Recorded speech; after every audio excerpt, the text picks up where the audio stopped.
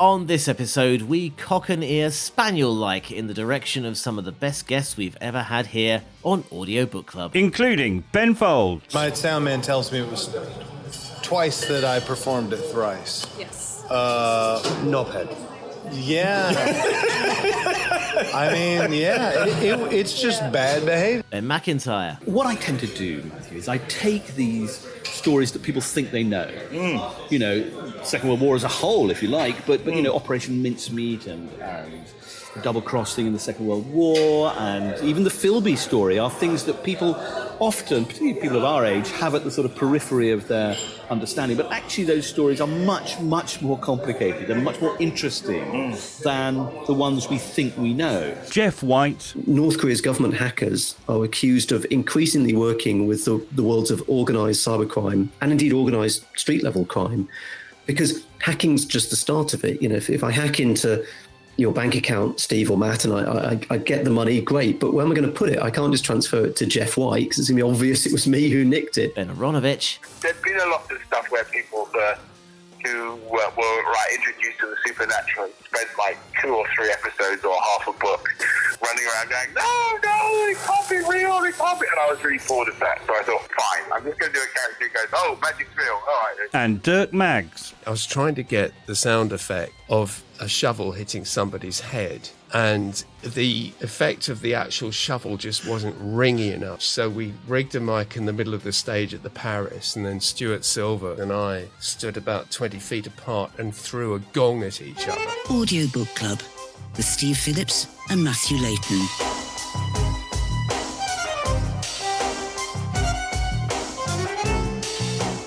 Hello and welcome to Audiobook Club, the podcast about audiobooks that believes that guests are like fresh fish. They go off after 3 days. Well, they certainly do after speaking to us. As we go back into our little treasure trove, Matt, nice time of year to sort of look back and share just a few of the highlights of who we've had on, eh? Yeah, I think we've definitely been punching above our weight. We've had some big names on, obviously Ben Folds, the piano playing rock and roller, Ben MacIntyre, who we read everything he does, and I'm looking forward to watching SAS Rogue Heroes over the holiday period. Then we've got Jeff White, who basically it was an audiobook about a podcast, wasn't it? And that was quite an interesting one. Yeah. Thankfully, it became a book and then an audiobook. Thank goodness. So that was the one about the North Korean government stealing money out of bank accounts in various ways around the world. Ben, now I have to correct us on this. The Rivers of London series books written by Ben Aaronovitch. I don't know if you've encountered that recently. I've not encountered that, no. I've always called Ben Aaronovitch, yeah. Yeah, Right. so he did, we did, they did, Cobner did. The books are read by Cobner Holbrook Smith. And yeah, so in the last 2 books, he's not called Ben Aaronovitch anymore. He's called Ben Aaronovitch. So I think there's probably a reason for that. Probably best we don't tread into that editorial minefield. Well, I'm hoping he'll come back on, actually, because we were talking to him while he was in the International Space Station, it sounded like, with the line. There were technical issues. We were told Mr. Aaronovitch didn't do Skype or something, and I ended up holding 2 telephones up against a microphone. And then your favourite guest, I think, is... the greatest audiobook producer of all time, Dirk Maggs. So we've done quite well, haven't we? We have done quite well. Let's get straight into it then. So first of all, Ben Folds, tell us about how the interview came about, and then we'll get straight into a big chunk. We're going to basically play big chunks of our chats with our guests here. So Ben Folds then, Matt. So I've been a Ben Folds fan since he existed. He emerged in about 1996 with his band Ben Folds 5. They were a 3-piece band. Thereby begins the humour. And he seems to have managed to draw out his career, reinventing himself along the way. He, at the time, I was living in Adelaide in Australia. And he, like me, had been a father to twin children in Adelaide, and he's every time he comes back, he's treated like a reigning hero in that town. But strangely, there aren't many media commitments in Adelaide, so we asked and we received. And while he had nothing else to do, we met in the bar of his hotel in the centre of town, and he was just brilliant. I had dental work the day before I did the audiobook, and I had no idea it would be so difficult to talk through the little stitches in your gums and stuff. It was really hard. And I think I had one of the best producers in the business. And he was getting me through it, and we'd start, salt water, start, and just keep doing it. And I don't know if for some reason, maybe I felt better on the day that chapter 17 was up and I went, or if I realized, oh, this is more, I have no idea. I just kind of took it as it came. And we had a little keyboard there, and I could do that. And I accidentally found that little terrible Seinfeld bass sound, which I played with until I got sick of that and moved on to something else. But, the Seinfeld bass, which I believe is not actually a bass on the Seinfeld tune either, it's a keyboard as well, isn't it? Definitely. There you go. Yeah. So it's fun to use that. To the content of both the book and the audiobook, I mean, Cheryl... the content. The content. What you actually bit. said. Yes. Cheryl has copious notes, don't you, Cheryl? Well, I tend to take a lot of notes. The beginning of it was very foundational, and I have to say, living through the same era you lived through in an area that was behind everybody else, and catching fireflies and putting them, actually they're lightning bugs, they're not fireflies, but in jars, holes by the bedside, waking up, they're dead. And you're like, what did I do? And I start letting them loose in the house. Grass inside the jar. No, I didn't. And I'd let them loose in the house, and my parents would get furious. But no, it was very relatable. And I think one of the things that we've seen when we've listened to some of the other books that people have written of their own lives is they're not as honest. And I think that's what really resonated most for me, is that there was a true honesty and a true foundation that really builds up to help everyone understand a bit more about your style and your music. And thank you. Yeah. I mean, I take that as the highest compliments. All it really needed to do was be honest. So that's good, especially coming from a Southerner of probably a good 10 or 20 years after me, but we'll say rough contemporaries within decades. Appreciate that. Thank you. Yes. That's cool. You know, I read a book one time. I was running to the airport. I love Muhammad Ali biographies, and I don't know how many I've read. I don't know. It could be 20. I don't know how many of them there are. But I was running to the airport. It was actually Heathrow, and late for the plane. I was like, Jesus, I'm going to be on the plane for a long time. I need to grab a book. And I thought, the Tao of Muhammad Ali. Yeah. Grabbed that, got on the book, got on the plane, started reading. I was like, man, this guy's description of his hometown is so universal, so perfect, honest, just... It all unfolded in front of me. It sounds like my hometown. Page 5 or something like that. Winston-Salem, North Carolina. The guy was from my hometown, which was hilarious. He ran the Blockbuster around the corner from my house. I think I remember this guy. Isn't that funny? Fantastic. Yeah. What was it, Blockbuster back then? It was called something else. One day it'll all be Laserdisc. Yeah, that's right. Oh, my God. Go back in time. The word that jumped out at me from that part of it is also a word that I've heard you use in what is undoubtedly my favourite cover version of all time ever. Bitch? No, Tourist. Tourist, right. Yeah. So I only really understood Pulp's Common People when I heard the Shatner version and heard the words independent of it. Right. Seems to me, am I putting too much meaning on a song that reflects your upbringing, or is that just a happy coincidence? Oh, no. I think that song is just probably the most incisive pop song about that particular class divide. Pulp's Common People. Absolutely.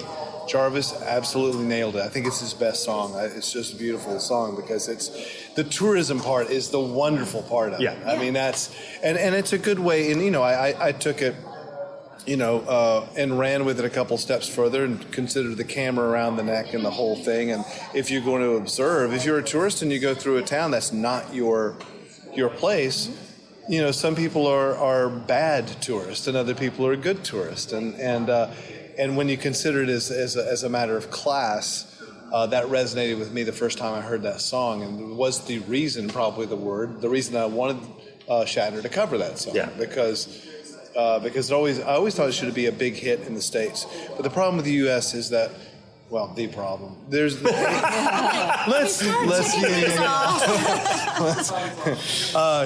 problem with the U.S., at least the way that we look at social structure, is that there is a definite class system, but we think there's not, because we like to think that class might be synonymous with wealth, and it's not. And people just don't understand that.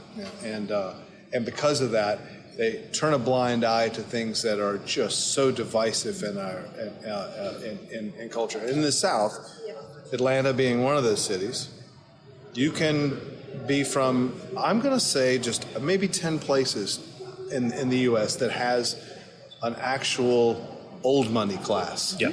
That you can draw the lineage back probably to Great Britain, in some way, England.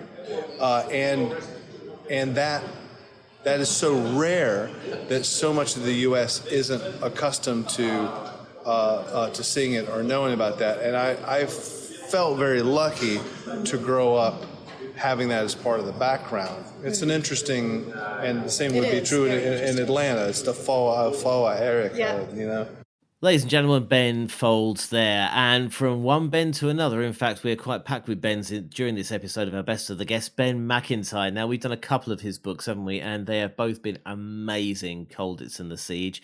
And again, you skipped along and spoke to him. Yeah, I think these are the books that you and I have been pleasantly surprised by. And I think they're the ones where you and I both point in the same direction. I think we both agree that Ben MacIntyre's way of writing is the way he takes people's diaries and all sorts of reference sources and makes films for your mind. How do you put it, Steve? Well, it is movies for your mind, isn't it? I mean, not actually my phrase came from Dirk Maggs, to be honest with you, who is popping on later in this show. But yeah, it basically the mind. This is why we love radio, isn't it? The pictures are the best on radio. And Ben MacIntyre, with not only his pen but also his voice, the way he performs his books, just really creates a massive movie in your mind. You really get the scale of real life events like Colditz and like The Siege and others. Yeah, so he was on a freebie again when I was living in Adelaide. He went down there to a book festival. I think he was on a jolly, to be honest with you. And as usual in Adelaide, he didn't have much to do.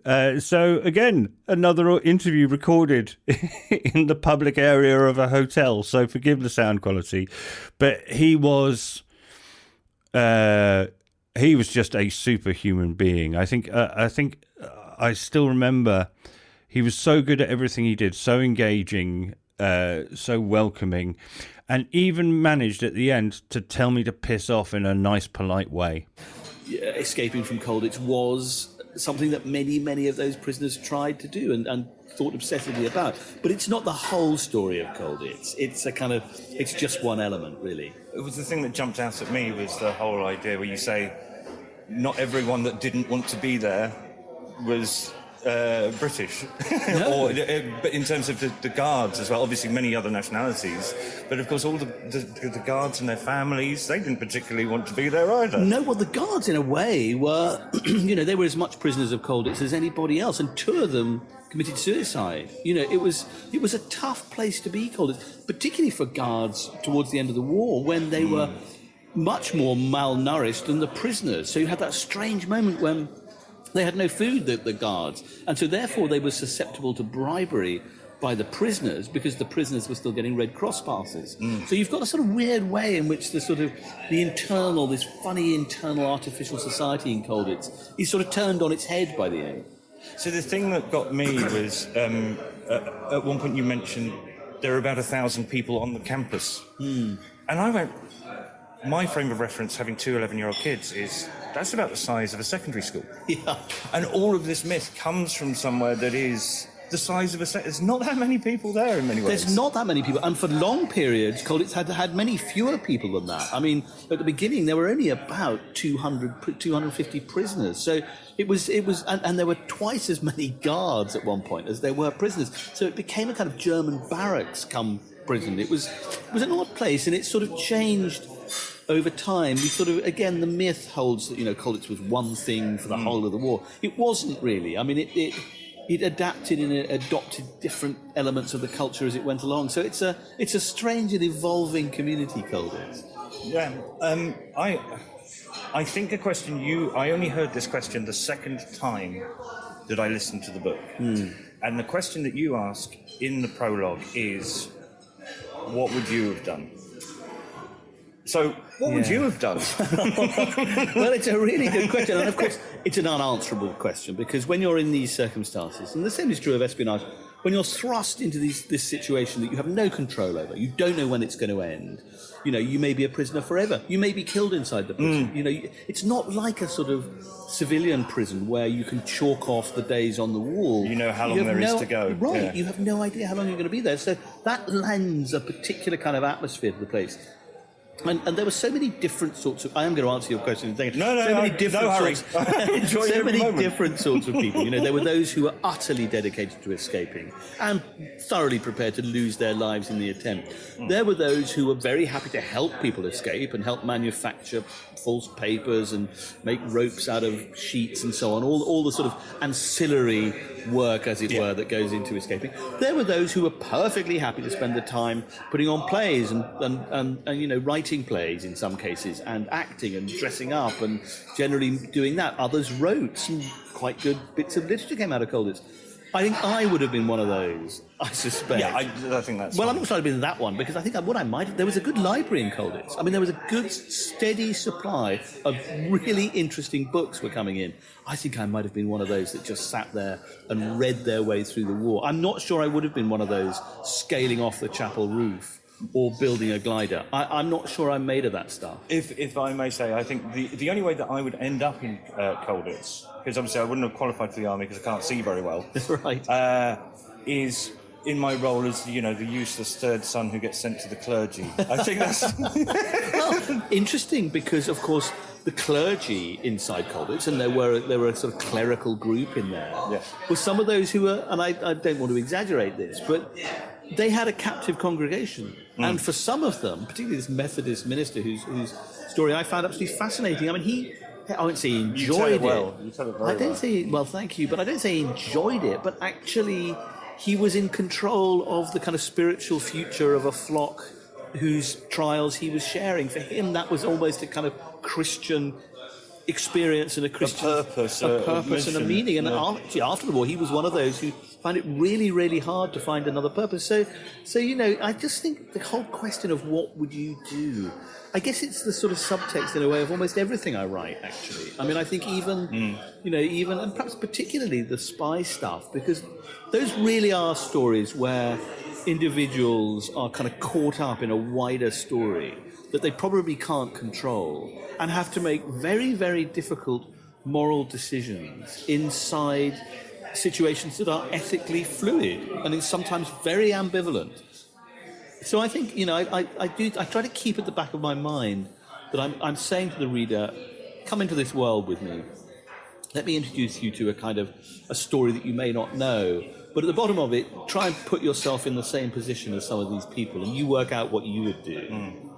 So that's Ben MacIntyre. Did he mention what he's working on next after the siege? Do you know what? I haven't had a look. He hasn't spoken to us recently. We don't have the advantage of him being trapped in the middle of the desert and at our mercy, but we'll certainly cover whatever he does in 2025. On from one real-life event in terms of the siege, and of course Colditz as well, to another one in the world of cyber attacks and cyber threats, and Jeff White, who really hit the big time with the Lazarus heist, the podcast about the North Korean hack and Sony and and all the rest of it.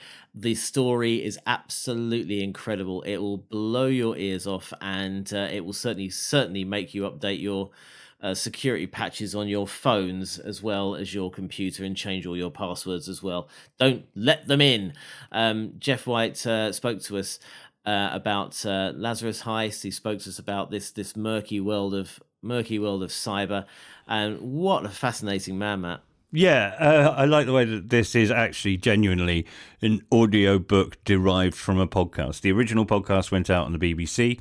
He and his co-presenter, they're beautifully crafted episodes with a haunting soundtrack, loads of diverse voices, and again, a fundamentally interesting and maybe slightly alarming story about the professional hackers who live in North Korea. But we managed to get him because he was trying to promote the audiobook version or the audiobook that stemmed from the podcast. So the story of the Lazarus Heist is basically how North Korea's accused of becoming a global cyber superpower. Because there is an intriguing question, I think most people know a little bit about North Korea, and one of the things they do know is that this country is pretty much sealed off from the outside world, and certainly for the vast majority of its citizens, it's sealed off from the internet.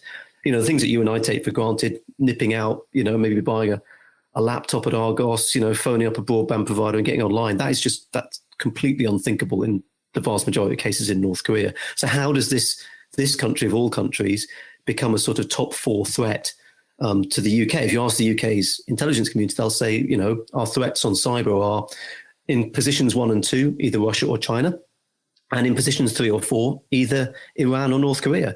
How did North Korea end up in the top 4? And so the Lazarus Heist is the story of that, how that stuff works, the targets they've been going after, how they work, and indeed why they actually do all of this stuff. And it's a really sort of fascinating story.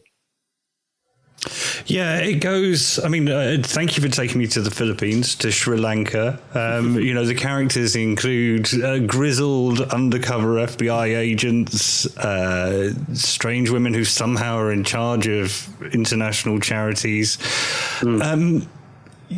How did you pull it all together? I mean, I love the way you tell stories, but it's an incredible piece of work. How did you maintain focus and decide where to build it?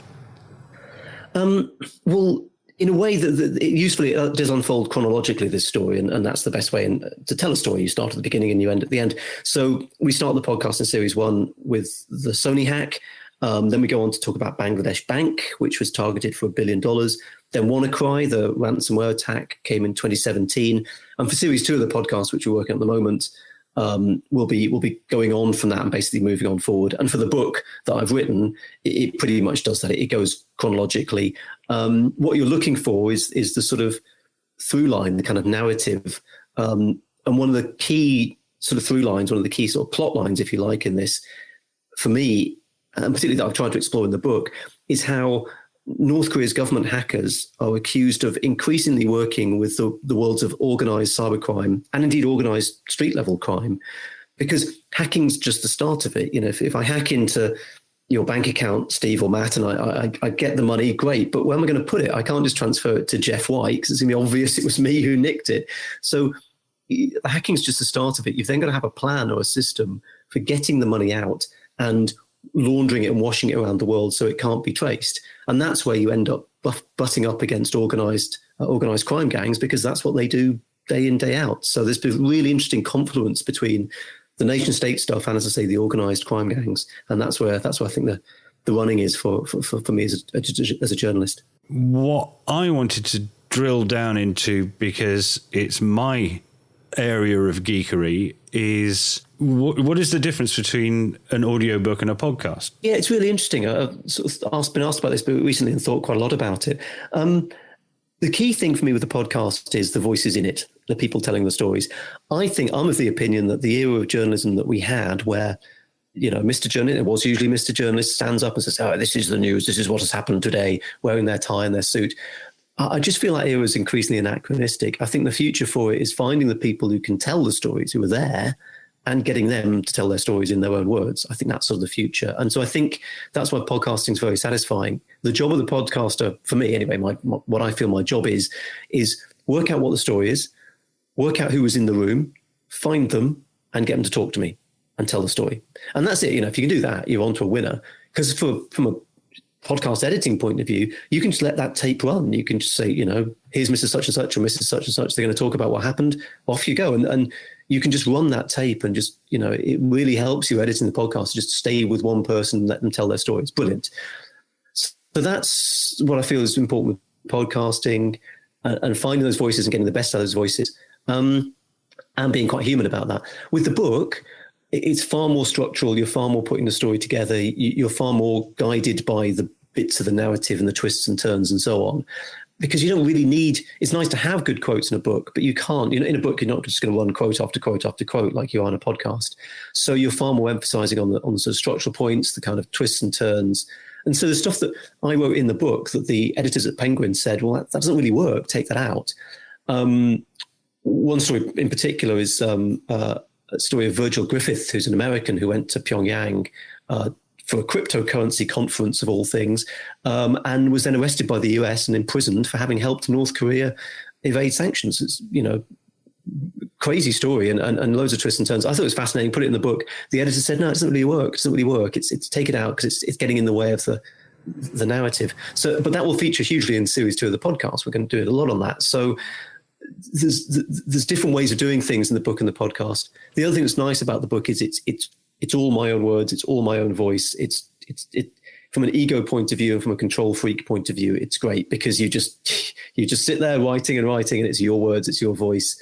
And you've got so much, you've got more autonomy with the book, I think, as a journalist than I've ever had with any other project. I think that's why I quite enjoyed writing both of them, both the Lazarus Heist book that's coming out and crime.com that came out a couple of years ago. And was your editor right? Yes, they generally are. Editors bring, one of my editors at the BBC talked about was the joy of ignorance, which is they don't know the story, so they just listen to it and can, from a completely outsider's point of view, say, actually, that's not the interesting bit. The interesting bit is the bit you put at the end. So yeah, they were annoyingly, they were right at Penguin. So from Jeff White, we move back into the world of fiction now. Ben Aaronovitch. Very good. Thank you very much indeed, and apologies, Ben, for mispronouncing it. I say that down too. The years. I say that too. Oh, to be honest, down the years, from when I first read in Doctor Who magazine in 1987, he was going to be one of the writers on the next series of Doctor Who, where he did the seminal Remembrance of the Daleks. I really advise you get the 25th anniversary or 25th season box set of that with new effects and everything. Anyway, enough about Doctor Who. Put it away, Steve. Put that back put that down. Don't touch that. Put that back. Put that back. There's no need to show everybody else, Steve. Some things should stay secret. A bit late for that now. But Ben Aaronovitch, of course, after all that, went on to create an amazing detective series called Rivers of London. You love these books, Matt. So you talk us through what makes Rivers of London so great, and also Ben himself. The Rivers of London series of books are. I really look forward to them coming out. Again, it was one of the things in my beginning of reading audiobooks where it got me addicted to it. Basically, it doesn't mess about. It starts off as a procedural police drama with Cobner Holbrook Smith in the lead role, playing a police officer, and then in paragraph 3. There's a headless body and a ghost, and it doesn't muck about. He throws you straight into it, but it's very much based in London and real parts of London that I can identify with. I'm entirely addicted to the series. He was very nice to us. As I said, we ended up recording this. Mr. Aaronovitch doesn't do Skype or something, so we ended up with me holding up in Australia, holding 2 mobile phones up to a microphone so you and he could talk to each other. The quality of the audio in this is appalling. We apologise, and hopefully we'll get him ahead of the launch of his next book. My motto is always take care of the text, and the subtext will take care of itself. And so therefore I tend to just think I will write this, and then I tend to go like the next thing that's logically to happens, or I go, oh, the story goes here and then the story goes there, and I don't think about it in terms of like a unified theme or something, or I'm trying to make a point or engage. I love that thing where it's like engages, interrogates the nature of modern society. No, I don't interrogate the nature of modern society. I just have a guy who does magic in How is the Cop. Good. Well, that pulls up both of our next questions then. Number one was, how much do you care about a story arc you've worked on Doctor Who and Blake 7? And the second one was, you walk the walk in terms of tolerance. You don't talk the talk. All your characters come from different ethnic backgrounds, and, you've even got, anti-ageism and anti-facial disfiguration, which are both key, but that's not deliberate then. You're just looking around you and drawing evidence from there. Well, I mean, I'm from London, so, you're from London. So, I mean, for me, I grew up in a mixed area, mixed school. The first all-white institution I ever worked in was the BBC. Yeah. So it was a bit of a shock. You walk in and everyone's white. It's a bit of a surprise. And one of the things was that I was working in television, and I'm working on things like Blake 7, and you're under pressure from external pressure to whitewash the cast as much as possible. And when I came to Rivers of London, it was like, yes, finally, I'm writing a novel. No one can tell me what colour anyone is. So therefore, I just got to do what I wanted. But I didn't intentionally. I mean, I have done some things. Like I was very, very rocky on kind of things like transsexualism and stuff like that. So I've gone a bit of a steep learning curve, and there are things that I have become aware of that I have added, but I don't add them in a kind of very conscious way. I don't say to myself, right, I'm going to do this because I didn't make Peter mixed race because I thought, I must make Peter mixed. There was no point where Peter Grant was white. There was a point where he was black and a woman, but there was no point where he was white. Well, so, it wasn't like I was thinking to myself, I must do this and I must do that. It's just, he just turned up that way. I mean, and there's a lot of characters like Sarah Lee, who Detective Sergeant, we should call her, Sarah Lee. Don't want a spoiler. She becomes a Detective Sergeant later. No. Who literally, I just needed a character to walk down the stairs with Peter, and I thought, quick, character, Marley, good job. Okay, right, go. I didn't think she was going to last more than like half a page. And now I can't get rid of her. And I knew nothing about the Somali community at that time. So I had to go out and do research. You get hoisted by your own petard sometimes. You just end up having to go out and do research that you weren't expecting to have to do. Because a character just comes along and then won't leave. And my books are full of that. I just sit there and go, oh God, not another bloody character.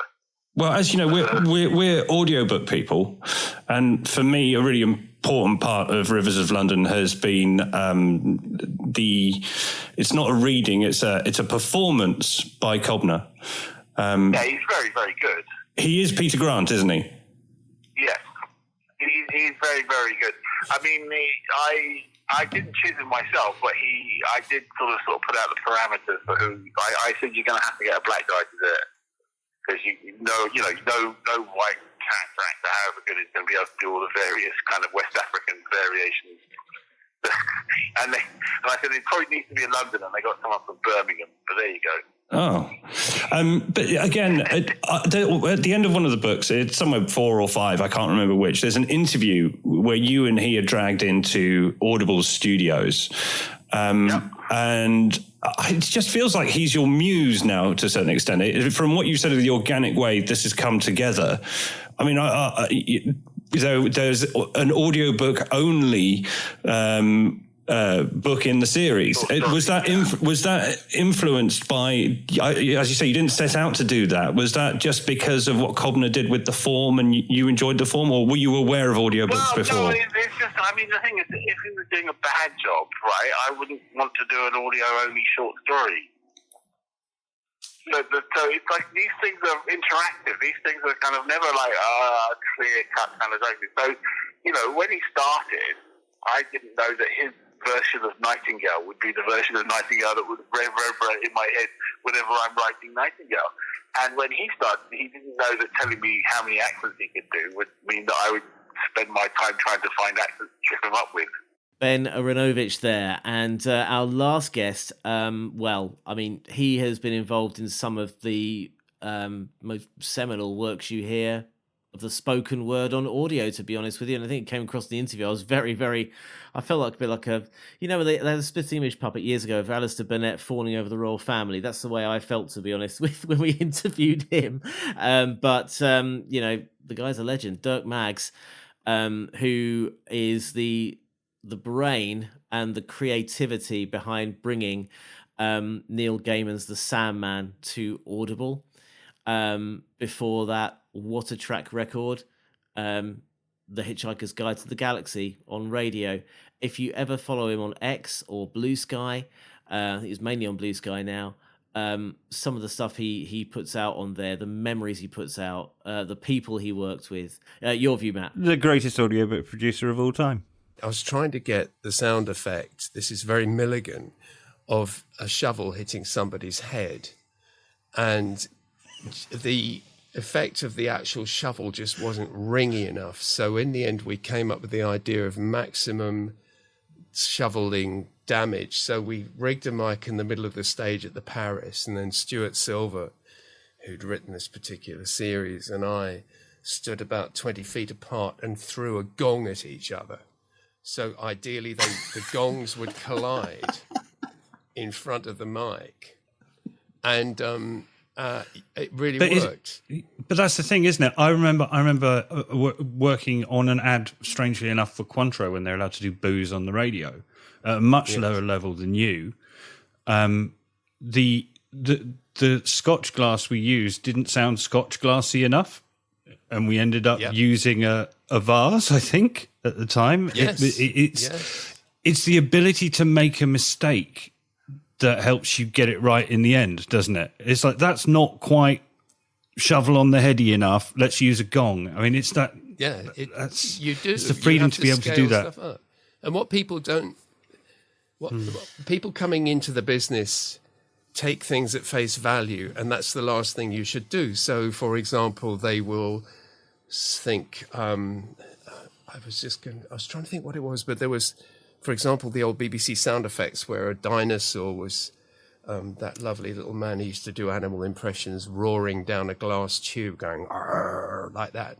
And of course, then you see Jurassic Park, and you see what Gary Rydstrom has done with it, and he's basically combined about 68 different animals, from badgers to hippos, and in the middle of it somewhere, somebody's pushing a wardrobe across a unvarnished wood floor, and there's this, this huge sound effect. And it's this thing of never ever settling for the obvious. You have to expand it and so on. And there are so many times, Sandman is full of sound effects which aren't what they said on the label.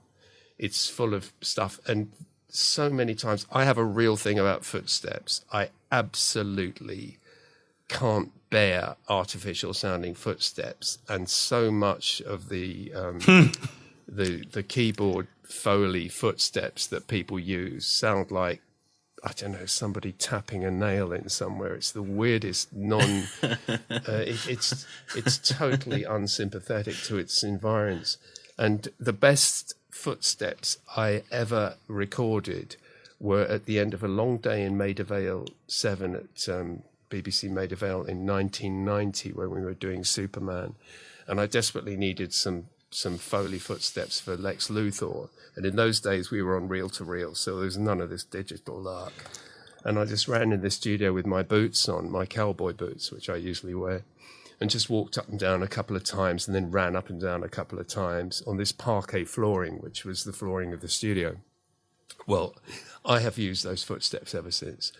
Those are so. Have we heard them recently? Footsteps. Yeah, they're all over. Every time James walks about on a hard surface, it's usually him. In fact, anybody. And the real joke is that is probably, if you were to time it back to back, those footsteps that I did, there's less than a minute, and they're and individually probably about 10 seconds, run off, run back, shuffle a bit, and so on, because they blend.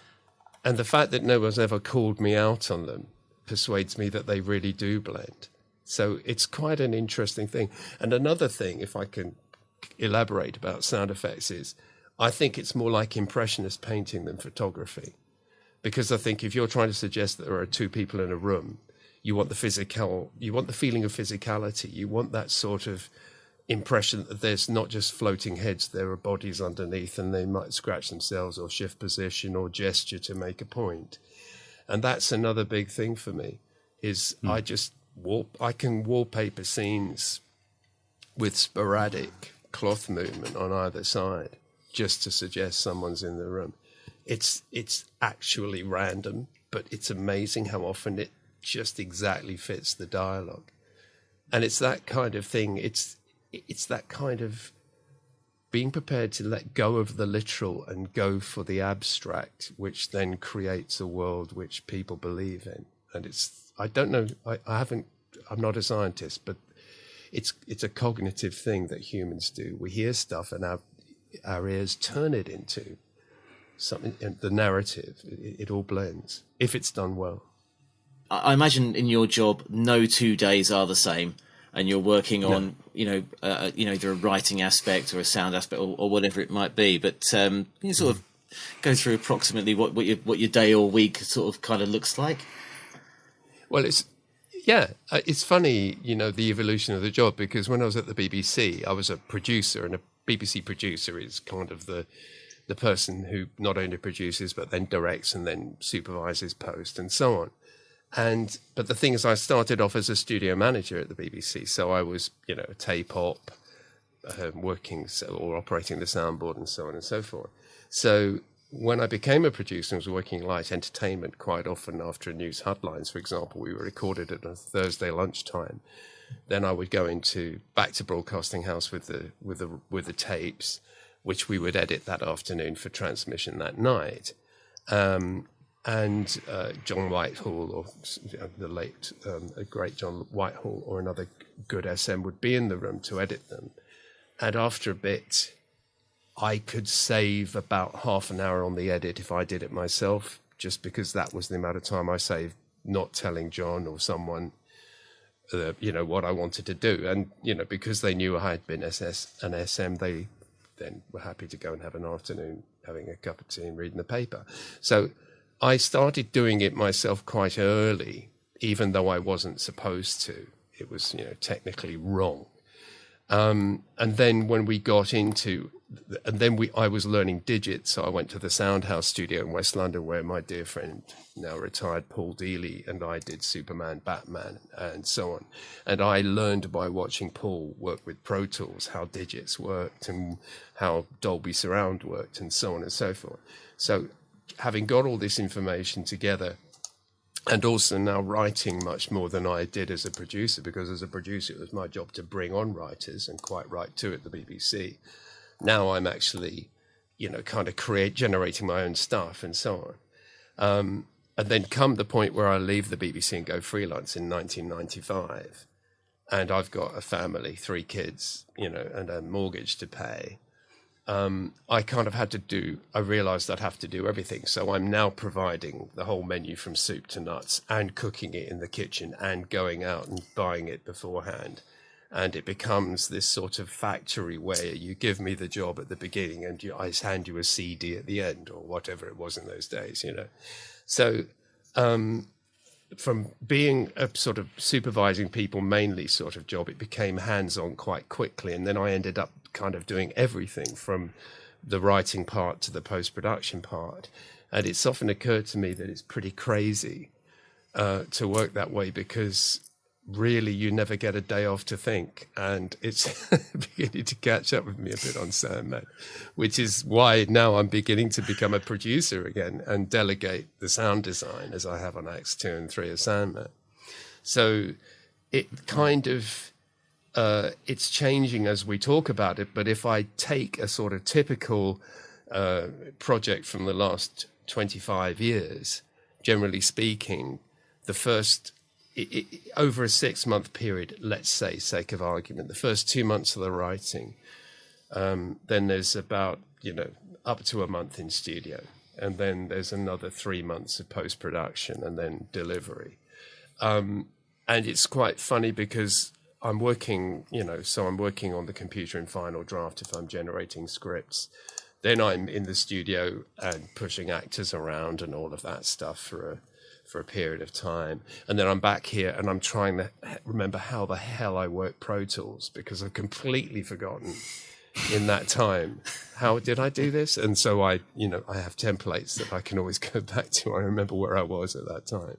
And it's a really quite amusing, in a sort of panicky way, to realize that I forget every other phase when I'm doing one or the other of these jobs. And so in the time before I'm going in with the actors, I'm freaking out about, oh God, I'm working with James next week, and James is really good and he really asks hard questions, and I've really got to be on top of the material. All of this happens, and then I worry about the Pro Tools, and then I go back into writing again. I think, now how do I get dual dialogue on this page? So, it's kind of an experience of fear and trepidation, followed by remembering how I did it, and then more fear and trepidation, remembering how I did it, and so on, until the job's done. And then I'm worried about, then I've got to find the next one. So there you go. 5 great, amazing guests that we've had through Audiobook Club, and we hope to be bringing you more over the course of 2025. And I think that seems like a nice stepping off point for 2024, eh, Matt? We've had some great books. We gave out our awards last week to various authors and narrators for books we loved in 2024. By the way, I do have an honourable extra mention from Wordy Witterings on Blue Sky, who recommended Dominic Hoffman's reading of James by Percival Everett, saying it was a masterclass, absolutely brought the book to life. So thank you, Wordy Witterings on Blue Sky, for that. That's an honourable mention from last week's Best of 2024, when we asked you what you were listening to. But we are ringing the changes. 'Tis a new year. And that does mean that we've got to ring the changes ourselves. It's time to hit the gym for at least 3 weeks of an annual subscription by reviewing Atomic Habits, Tiny Changes, Remarkable Results from James Clear, written and read by the author, 5.5 hours from Penguin Audio. Why did we choose this one, Matt? Because the windmills in our mind are paved with good intentions, Steve. I think you put it better than I ever could. Such is the way with our podcast. But that's it from us in 2024, Matt. It's been quite a year, eh? It has, and thank you, Steve, and thank you, gentle listener, for putting up with us. And now we'll let you go on to the best of 2024 and your other podcast feeds. We'll see you in 2025 when we're going to hit the gym, mentally speaking, with Atomic Habits. Until then, see you later. Take care. Ta-da.